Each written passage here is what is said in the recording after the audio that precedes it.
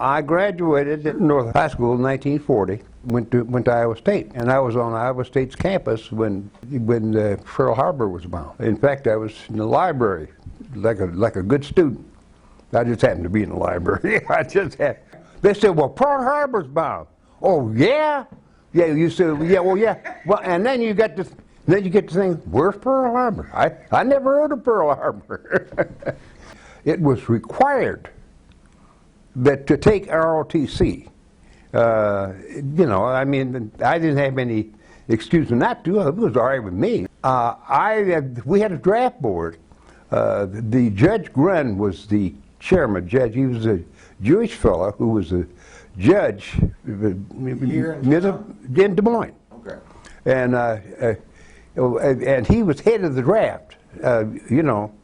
I went to see him personally. I don't know why I was there, but he had talked to me. I had to visit with him about something, and he said, "Well, are you in school?" And I said, "Yeah."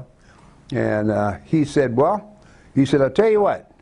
He said, we used the term Negro then, as rather than African American or whatever.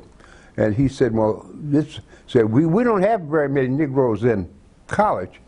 And he said, if you're in college, you're making passing grades, he said, as far as I'm concerned, I'm not going to send you to the war, to the military, Well, I was kind of ambivalent about it. I wasn't trying to not go, but I wasn't trying to go either initially. I'd go to church and meet these parents, friends, neighbors, and they'd say, "Well, Jimmy, what are you still doing here? My son's over in Guam," or Well, I got to thinking about that. I said, I don't know if I want to just be isolated. I could see the future where everybody said, "Well, you stayed home while we were over there getting shot at, So I didn't want that either.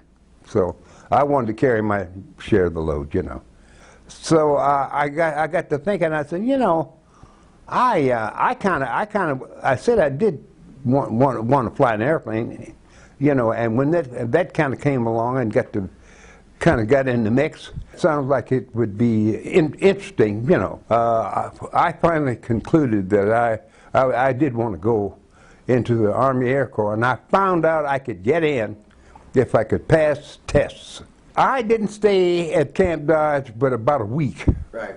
And after I took all these, the first day or two, I took these tests, and they came to me and told me that I had passed, and I was going to the Army Air Corps, and for which I was pleased.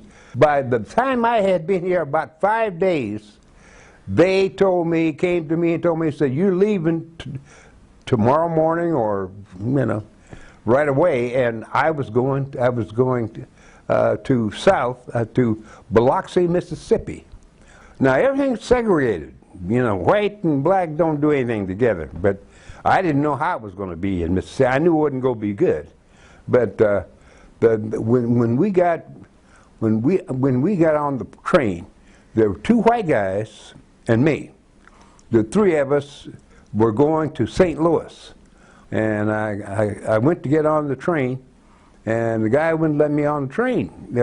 I had all these papers, official papers. I knew U.S. government. I knew I was legitimate. And yeah, this is Uncle Sam here, And he said, well, what I didn't know, it was the Jim Crow car. The trains were segregated, starting in St. Louis. And I as a black person, I could not get on the train where the white people were getting on. Well, I had to get on the Jim Crow car. That was up close to the coal part. But the difference, they would have somebody get on the train with like ham sandwiches or something like that. You didn't. Now they had dining car for the white people. Yeah, but for African Americans, they have some guy with some fried chicken or ham sandwiches or something. Yeah, we got to Gulfport. Okay. When we got there first, when we got down there, Looked like the engine of the train was almost in the water, almost in the ocean. We were right at the Gulf.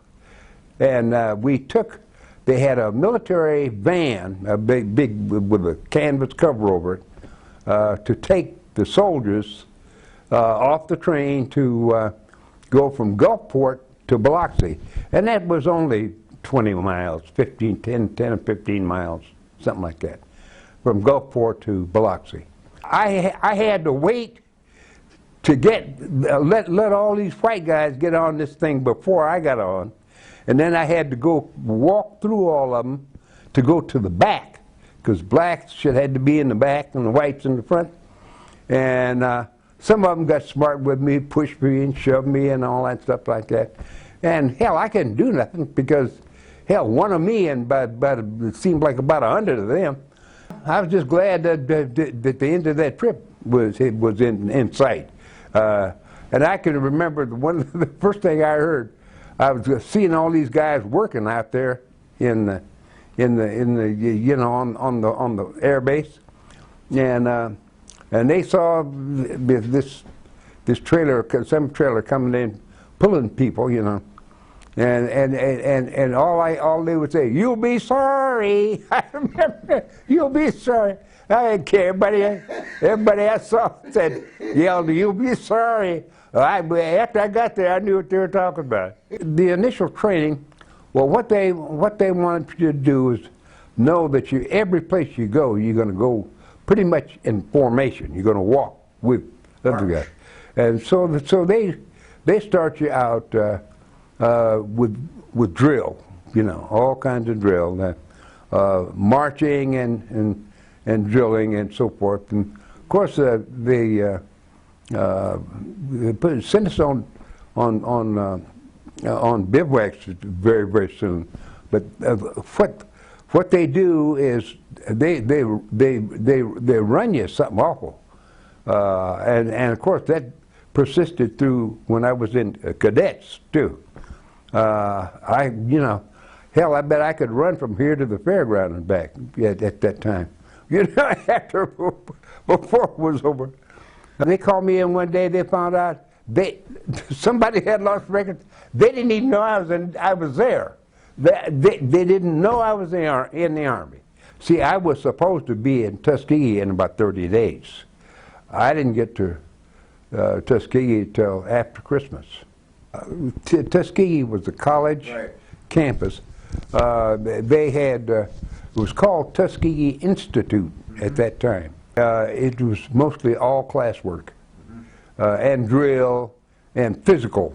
And we go on bivouacs, camping and stuff like that. Navigation, study aircraft engines. You also study theory of flight. You need to know something about what makes an airplane fly. It's not quite what people think. It's a lot different. But we're dying to get in them. You don't get your wings until about a year. Your first plane that you solo, for us, was the PT-17, the Stearman, and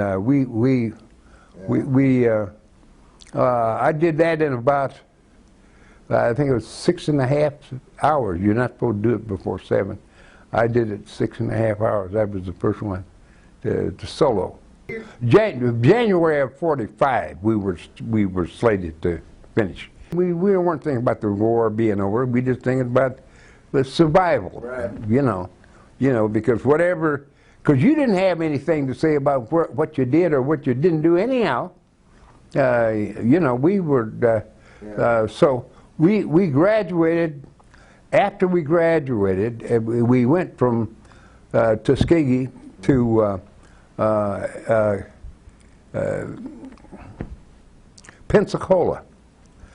The war was going kind of tough at that time, I think.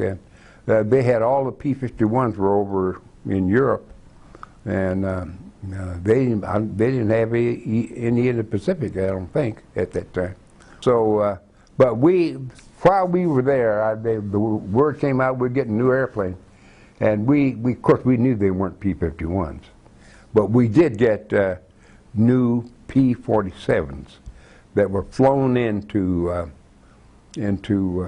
Walterboro, South Carolina, and the thing that shocked us to death, because I didn't know anything about it, was they were all women flying them.